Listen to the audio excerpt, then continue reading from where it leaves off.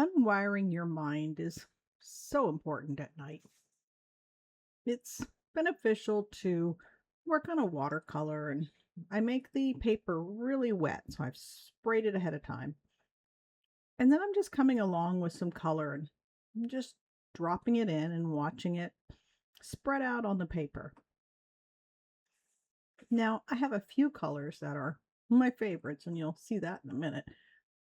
And it kind of takes over and just really spreads out. But I like working with this yellow.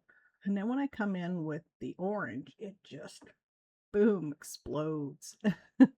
And that's probably my favorite of all of them.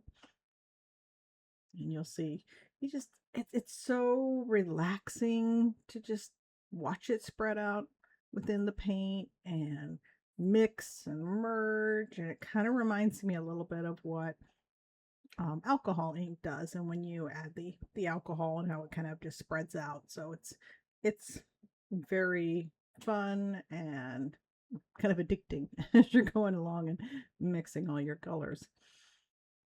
But when you make your paper really wet like this, you can come along afterwards and do kind of like a scratching technique. So I'm getting the paper really good and wet. I'm going to add a few more colors here so I can get a nice bit of variety. The darker the color, the better it's going to show up later.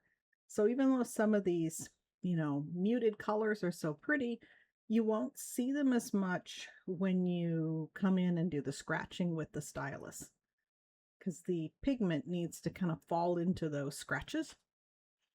And you can use an actual stylus. You can use a paper clip that you unfolded.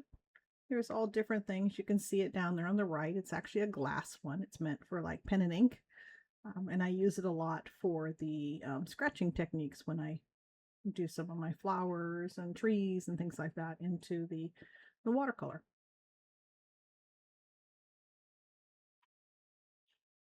But I want to make sure that I've got enough color down.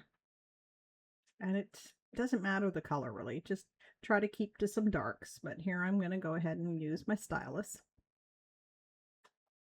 And you have to press decently hard, but not so hard that you're going to go through the paper.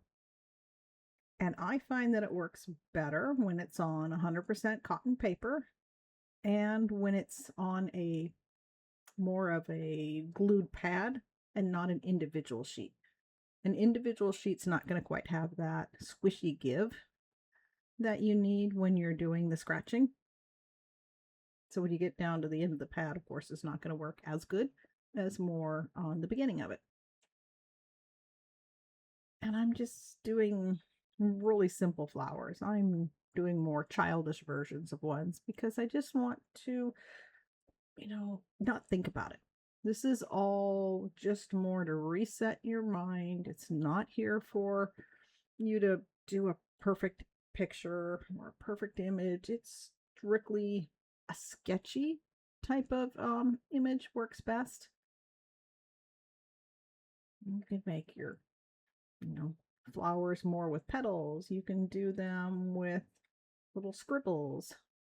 It's all how you want to create it.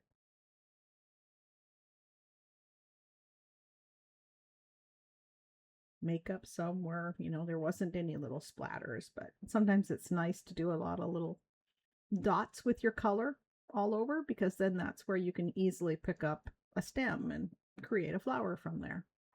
This time I didn't do as many as I usually do, so I had to kind of create my own flowers. Then come in with some leaves and some little sketchy parts off to the side looking like another part of the plant.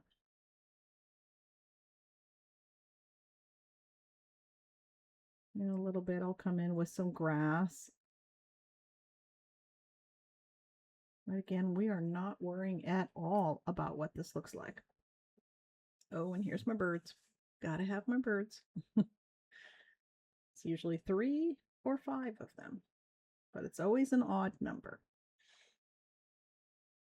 Our eyes are kind of drawn more to an odd number, so an even number kind of messes with them. So if you're going to do painting, try to stick to odd.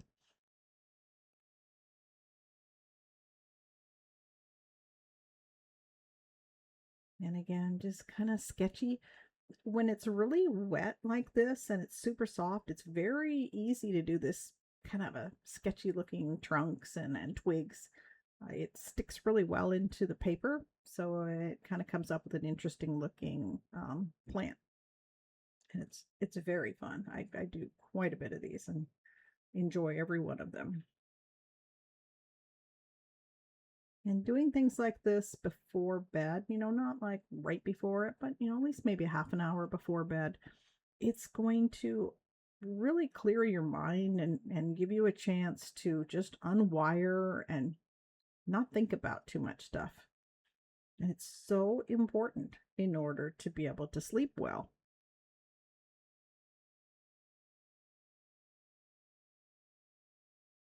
And if you don't have the ability to do a scratching one with the watercolor, then just take a piece of paper and just pencil or pen and draw an image like this too. And you're not really thinking about it, you're not caring, you don't even have to share it with anybody. You're just totally winging it. I never think ahead of time of the colors or the flowers or what's going to be in the image. It's all free flowing when I'm there. And that's the best thing for your brain. And if you find that, these suggestions are helpful for you or you want a little bit more, intense program, feel free to come on over to my Art of Rest course. And, we can go over a little bit more about what kind of things will really help.